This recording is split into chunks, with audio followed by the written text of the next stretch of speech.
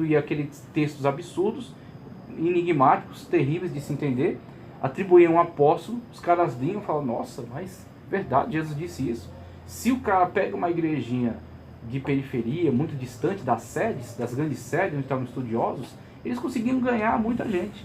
Aí os caras, não, como é que é isso aqui? Como é que se entende isso aqui? Ah, não, você tem que se associar à minha escola. Agora, se aprofunda na leitura, ele engole o que... Aí engole, né? Ele vai aceitar qualquer coisa. É a realidade do cristianismo da época. Você tem que pensar o seguinte: hoje, ser analfabeto é uma minoria, uma pequena minoria de pessoas, né, que infelizmente foram excluídas, né, pela história, pelas necessidades, e são analfabetas hoje. Mas é uma minoria que causa até estranheza. Você fala, nossa, você é um analfabeto? Você não sabe ler? Você fica desesperado, fala, não, tem que ajudar ele, tem que colocar no EJA, né, Educação de Jovens e Adultos e tal. Na época era inverso, a maioria era analfabeto. Exclusividade era saber ler. Tanto que em Apocalipse tem aquele texto ali: bem-aventurado os que leem e os que ouvem. A gente vê esse texto e pensa que ele está falando por falar. Não, o plural está no lugar certo. E o singular também. O que lê. Por quê? Porque poucos que leem. E os que ouvem. Então a atividade, o culto da igreja primitiva geralmente era: as pessoas se deslocam para um determinado lugar escondido para pegar um irmão que saiba ler, para ler algum fragmento, que ninguém tinha a Bíblia toda, então lia lá algum fragmento, pronto, aquela leitura você tinha que memorizar, porque é o que você ia conhecer da Bíblia. E em cima daquilo ali vinha uma explicação. E aí no final, às vezes, tinha uma profecia. Então, você pega um livro, por exemplo, que eu recomendo para vocês, que chama-se Didaquê. Didaquê. Ele é considerado um apócrifo, só que ele é um tipo de apócrifo que tem um caráter muito positivo, porque ele ensina coisas que de fato são interessantes, importantes.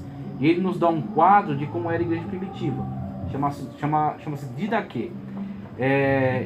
Ele não é cânon, essa que é a questão. Ele não é inspirado pelo Espírito Santo, ele não é canônico, mas ele é conteúdo relevante. Então você vê lá como é que eram organizados os cultos, a figura do profeta, a figura do apóstolo, os discípulos, recomendações para as igrejas, recomendações sobre itinerantes. Mano, ele tinha que arrumar o que fazer. Ou ele trabalhava, ou ele, tchau, tocava o barco.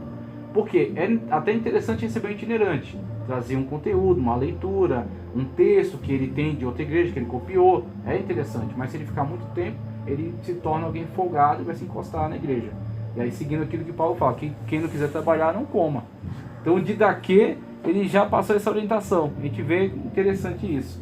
Então você tinha, na época, circulando muitos conteúdos que não eram história, eram fábulas, eram lendas, eram conteúdos criados artificialmente, somente para ser interessante, curioso, despertar a curiosidade, tá ok?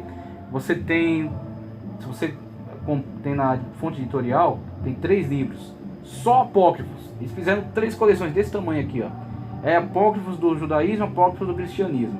Se você abrir para ler, tem as coisas mais curiosas, as coisas mais, assim, as narrativas mais absurdas, que são exatamente para prender a atenção. Esse era o propósito, esse era o objetivo, que era a chamada história. Então isso nunca entrou, nunca foi respeitado pelo cristianismo. O valor da história para a igreja foi o que eu acabei de falar. A igreja, o conteúdo dela, a afirmação dela é em cima de fatos históricos e não em cima de mitos nem de lendas, tá ok? Então a história é respeitada pela igreja. Com relação a períodos da história, nós temos algumas divisões. Por exemplo, nós temos a pré-história, tá ok? Onde você pega desde o período paleolítico, chamado período da pedra lascada, neolítico, a pedra polida, né, o neo novo, né? Paleo antigo, neo novo. E idade dos metais vem ferro, bronze, ferro, cobre e bronze. Ferro, cobre e bronze. Na história propriamente dita, quando é que nasce a história propriamente dita? Esse período aqui é chamado pré-história. O nome já diz tudo, pré. Então é antes da história. Por que pré-história? Porque a história propriamente dita nasce com a escrita. E a escrita, se você pegar as tradições mais antigas que tem, que são sumérios, com a escrita cuneiforme, os egípcios com os hieróglifos, tá certo?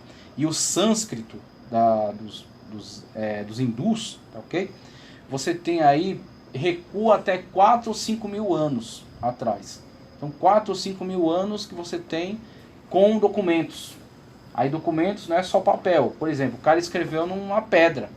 cara escreveu num tábua de barro, o cara escreveu tem documentos que são de cobre, tem um pergaminho de cobre que foi encontrado lá em Israel.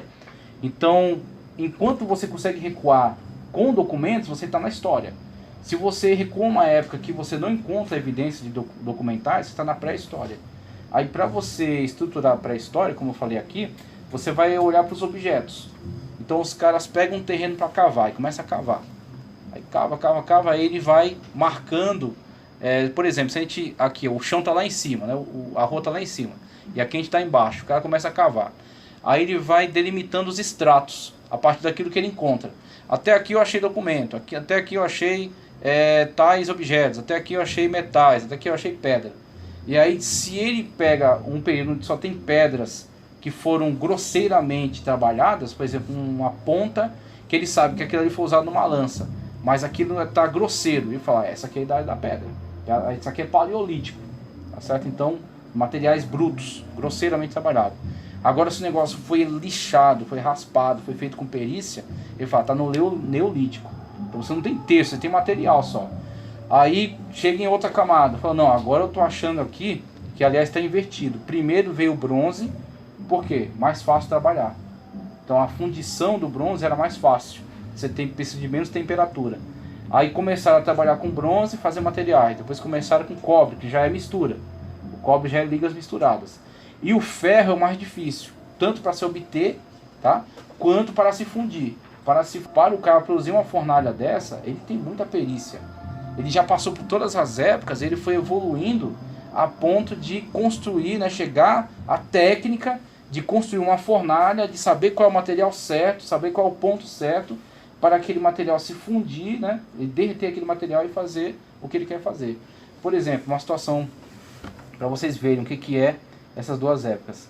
Quando Josué entra em Israel, Israel está vindo da escravidão no Egito. O Egito era uma nação superpotência, desenvolvida. Então eles estavam muito à frente. Mas Israel lá era escravo. Então Israel não tinha acesso. Quem teve acesso às coisas avançadas foi Moisés, porque ele esteve no palácio. Então ele teve acesso a todo esse conhecimento. Mas o povo, de modo geral, estava relegado à escravidão. Então, inclusive, Faraó querendo destruir com eles. Quando eles entram em Canaã, Deus trabalha por eles e eles conseguem botar para quebrar. Então eles não eliminam totalmente, mas dominam muitas cidades estratégicas. Se estabelecem. Pouco tempo antes disso, quase simultâneo a eles, os filisteus haviam migrado para o litoral. Os filisteus saindo de Creta, tentaram invadir o Egito, foram expulsos, aí migraram para as costas ali da região do Mediterrâneo. Então Israel está entrando aqui pelo Jordão e os filisteus tinham entrado aqui pelo Mediterrâneo. E aí quando Israel cresce vai ter os primeiros embates. Tem um texto em Juízes que é muito impressionante, que fala que Israel dependia dos filisteus para obter ferramentas, por exemplo, enxadas de ferro. Por quê? Porque os filisteus eram uma nação muito mais antiga e já haviam desenvolvido a habilidade de fundição do ferro. Eles sabiam fundir o ferro. Por isso que os filisteus foram uma pedra no sapato para Israel. Por quê? Enquanto o cara está vindo com uma espada de bronze, então serve e tal, né? Corta aqui se fizer. Mas dependendo da forma como enfiar, ela vai dobrar. Ela não vai ter a mesma resistência. O cara está vindo para cima de mim com uma espada de ferro, né? Liga dupla, né? Bem fundida, tal. Os caras tinham muita habilidade. Então, quando ele metia a espada, não sobrava nada, meu irmão. Arrebentava a sua espada, a sua lança, seu escudo, rasgava você no meio. Então a dificuldade foi muito grande para superar. Até que Davi se infiltrou no meio deles e conseguiu lá, né, obter o conhecimento da fundição. Tanto que quando chega em Salomão, o cara já funda uma fundição lá em Ezion-Geber, lá no extremo sul de Israel. Funda lá uma grande fundição e aí Israel chega no ápice do seu reino, né? Então só para vocês verem o que é você ter domínio dos materiais. E aí passando dessa época da questão do bronze, você entra na época que tem os textos. Aí você entra na história antiga. Você tem pelo menos 5.000, 6.000 a.C. os primeiros textos que são encontrados, né? Que são bem arcaicos, mas são textos. Então os caras, muita coisa eles não conseguiram traduzir até hoje. Porque não tem, para o cara conseguir uma tradução, ele tem que ter pelo menos a associação daquele texto com algum outro. Que foi a grande jogada do François Champollion, que fez a primeira tradução da Pedra de Roseta na época de Napoleão. Ele tinha um hierógrafo, que é uma escrita de 5.000, 6.000 anos atrás, tá? Mas do lado ele tinha um texto, em demótico e tinha um texto em grego. E aí fala, aqui eu conheço. Então daqui ele vai examinando como é que as frases estão dispostas ali e aqui.